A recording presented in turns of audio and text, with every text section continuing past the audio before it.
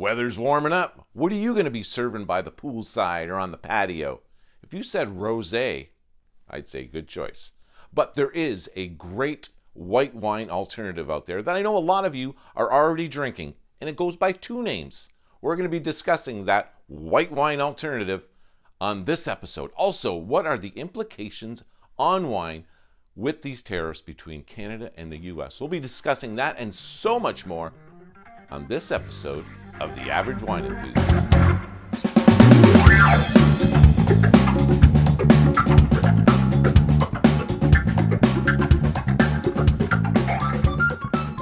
Hi there, everybody. My name is Michael LaPlante, and I'm the Average Wine Enthusiast.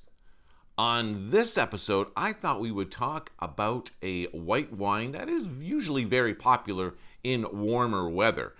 In terms of popularity, it is the third most consumed white wine on the planet, right behind Chardonnay and Sauvignon Blanc. That varietal is Pinot Gris, sometimes known as Pinot Grigio. So how do we have two names for the same wine? Well, it's the same grape. It's a Pinot Gris grape. Why don't we get a little bit of history about this fascinating grape? It got its origins from Burgundy. If you notice, the word Pinot is in the name. It came from the Pinot Noir grape. It is a color mutation that happened in nature as nature tends to evolve. The Pinot Noir grape had a mutation and they called it Pinot Gris. The grapes tend to be bluish gray, or sometimes they are pinkish brown, I guess. And sometimes those color mutations can happen right in the same cluster of grapes. So we know that Pinot Gris came from Burgundy because that's where Pinot Noir originated from. But it wasn't growing really great there. Maybe because it was too warm at the time. I don't know that information, but it found its way to Switzerland, way up in the Alps. And we know it was there in the 1300s. So there must have been some kind of record kept of this grape that was probably somewhat novel at the time. And so the Pinot Gris grape, I want to say it like fell off the Alps and went to each side of the Alps. When it went east, it went into Italy. So in northern Italy, we have some Pinot Gris grapes, and then on the west side, it went into Germany, where Pinot Gris grew very well there. And then from Germany, it kind of seeped down into northern France. So people will plant grapes where they grow the best and where they make the best wine. I can't imagine what kind of wine was made in Switzerland, unless, it was in small plots in valleys or whatever. But I suppose there is some wine grown in Switzerland because guess what? There's religion in Switzerland, and there has to be ceremonial wine that is served at those, religious events. So, as I said, it made its way into northern Italy. Now, the people there decided that the style of Pinot Gris that they liked was a style that required them to harvest the grapes before they were fully ripe. And what does that do? It creates it leaves the acid alone because the grape berry didn't have enough time to produce enough sugar. So you get bright, crisp, fresh Pinot Grigios. And that's probably, of the Pinot Gris grape, Pinot Grigio is probably the most popular of the two different styles. And in Germany and in northern France, Alsace is a very hub. It's a hub in France where they definitely grow a lot of Pinot Gris. Now the style there is also much different. It's influenced by the water, the ocean that's right there, and also from the mountain diurnals that come from the north. So they're able to keep the berries on the vine longer, more sugar, more alcohol, and more body as well. So this makes for much more complex wine, usually smoother. Some people refer to it as even oily, which isn't a great descriptor of wine. My wine's oily, but there are Chardonnays that exhibit this same kind of texture, and that is definitely something that a lot of Pinot Gris have, is texture, whereas Pinot Grigios they tend to be a little more gulpable, not a lot of aromatics, or not a very complex flavor profile. So what else can I tell you about the Pinot Gris grape? Well, also in Pinot Gris, they tend to put the wine in some kind of wooden vessel, whether it's neutral oak or not. Where Pinot Grigio, it never sees wood usually. It's usually just treated with stainless steel. So that's another difference that you're going to see that makes the Pinot Gris that comes out of Germany and France a lot more complex and more texture as well.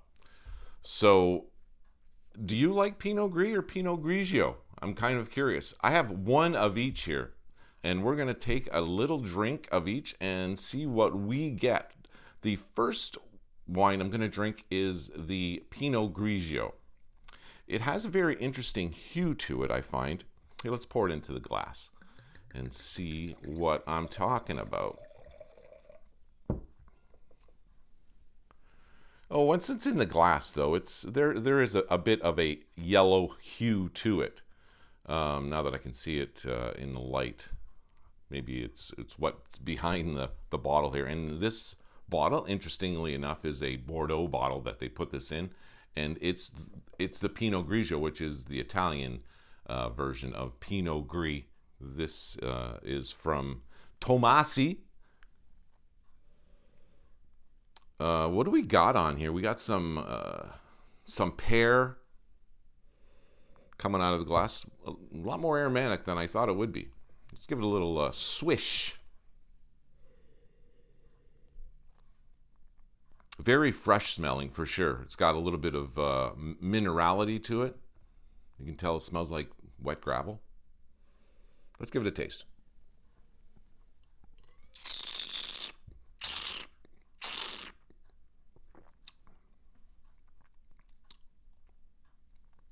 Yeah, that's very nice. This would be a great food wine for sure.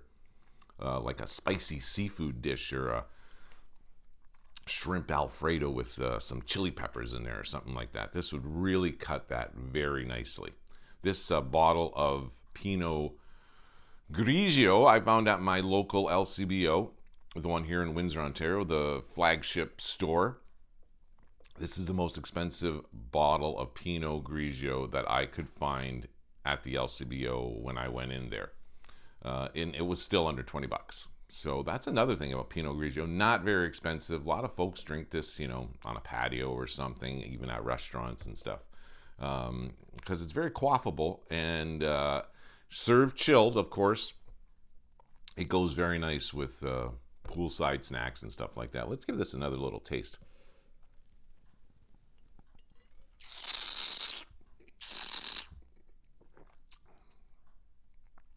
Little nuttiness in there right at the back end. You get like an almond sort of note in there as well, but kind of salty. You'd lick your lips after you're done drinking it. It's salty. Your lips have a little bit of salinity to it.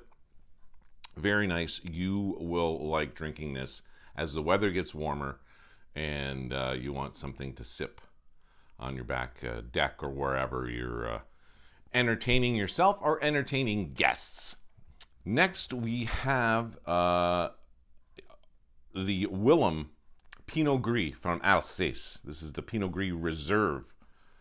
And if you notice, this is in a green bottle. and there's a name for the bottles that Riesling comes in. This is, associated with, I always think, German wines. And Alsace is up there where, well, they definitely make lots of Riesling. You should find your Riesling in a glass or in a bottle that is of this shape. Now, I'd like to compare the colors of these two. This one is definitely more straw colored, whereas this one is just barely, has just a tinge of yellowness to it. So yeah, this is the Willem from Alsace. Let's give her a go. Pinot Gris. Now this is more fruity. When I say fruity, it definitely has a like maybe a gooseberry or a honeydew to it. Not as fresh as that. So let's give it a taste.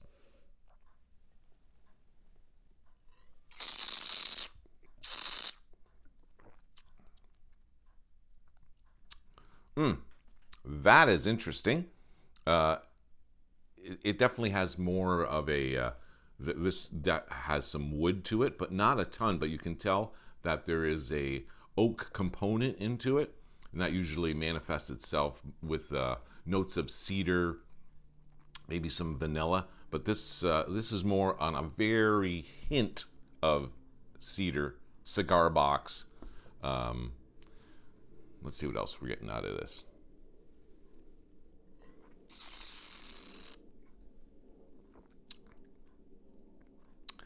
It definitely is not as dry as that. It is dry, but it has a after note of sweetness to it. That comes from the fruitiness that is within it as well. Maybe a little bit of lemon zest is in there as well, and there's also a pear component in here too, I think.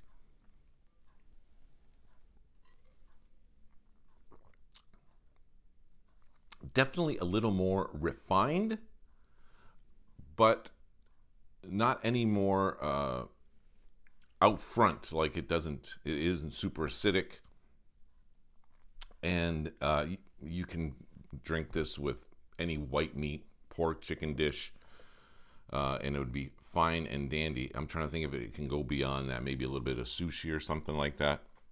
But it is I think of it as a more refined wine. It's got a lot more to it than the Pinot Grigio. So they both have their purposes or the way they affect your palate. One is definitely not better than the other. I would highly recommend that you check out both yourself. Do the same thing I'm doing right now. It's a lot of fun to entertain your guests with. You say that this is the same grape grown in a different part of the world, but not that far from each other, separated by the Alps, and see what you get as far as your what the differences are and what the similarities are as well. Can you taste the essence of the Pinot Gris grape? And even more fun, you say this came from a Pinot Noir. Can you notice any callback to the Pinot Noir grape?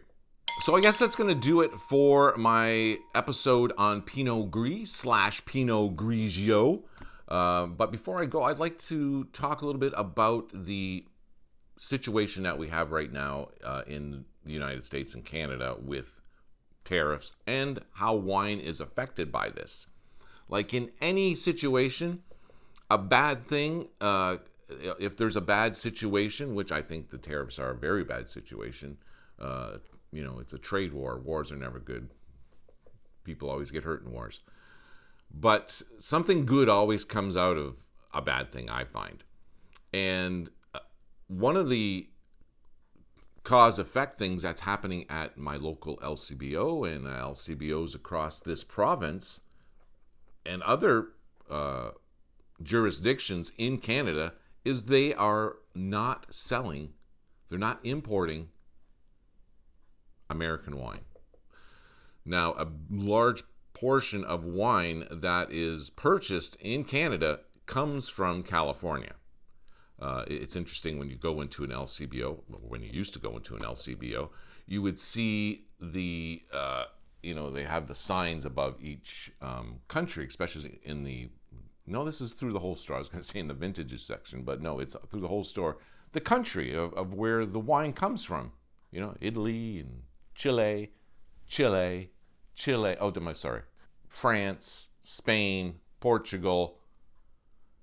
But when it came to the United States, they didn't have a United States. It was the only one that I can think of, headings over a large section of the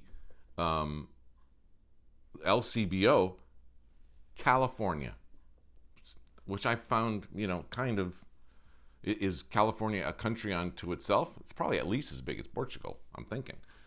So that doesn't even exist anymore. I went into my LCBO a day or two ago to buy these wines here, and they rearranged everything. The wall that used to have California wine in it, gone. So what good can come out of that? Oh yeah. People won't be able to buy California wine. They will be forced to either, one, empty their cellar, two, to try different wines. Yay!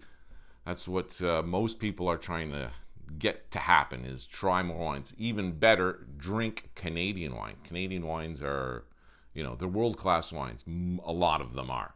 And it would be great if we can get more people to drink Canadian wines as opposed to California wines, which they don't even have the option now if you go to any liquor store in Canada, unless you go to a bottle shop. But even they're going to stop stocking California wines because the prices would be prohibitive in most cases, unless, there's special orders or whatever.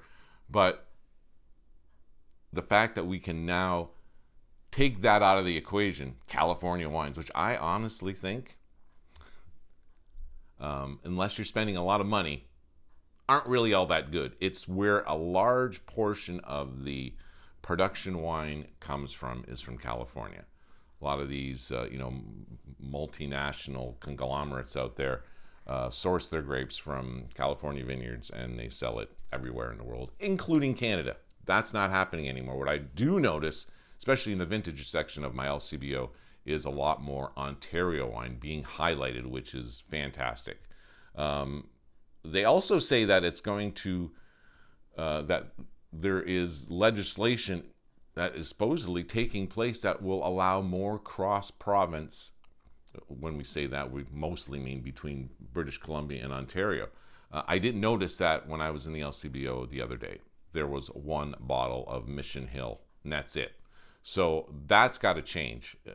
Bring in more British Columbia wine. Don't make it so prohibitive for BC wineries to bring their wine to Ontario liquor stores and vice versa. Let's see some Ontario wines go to British Columbia. If there's anybody who's championing that, is Carl Boucher and Carl Lemire at Carl's Wine Club. They're selling, they're hooking Canadians up all over the country with both Ontario and British Columbian wines. But we should be able to walk into a store, our nearby store, and be able to buy both of those provinces' wines. I guess on the East Coast they are a little more hesitant to be allowing Ontario and British Columbia wines into their stores because they're afraid it's going to get cannibalized. But I honestly think they should have a little change of heart there. So if you're out there and you are a big California wine drinker, which I know there's a lot of folks out there who I have conversations with on a regular basis who try to tell me that they love their California wine because there isn't a better value out there and they like their big jammy red wines, but they refuse to try other wines to give their palate a treat. Now they're going to be, I don't want to say forced, but they're going to have to look to some alternative to their California wines now. I guess that's going to do it for this show. I would like to thank you for watching this episode of The Average Wine Enthusiast. And if you know somebody who is into wine as much as you are, or even just a little bit less, turn them on to the average wine enthusiast, I'd really appreciate it. Also, I'd like to thank the Big Organ Trio for letting me use their music in the show. I guess that's going to do it for now, folks. My name is Mike LaPlante, and I'm the average wine enthusiast. Salute!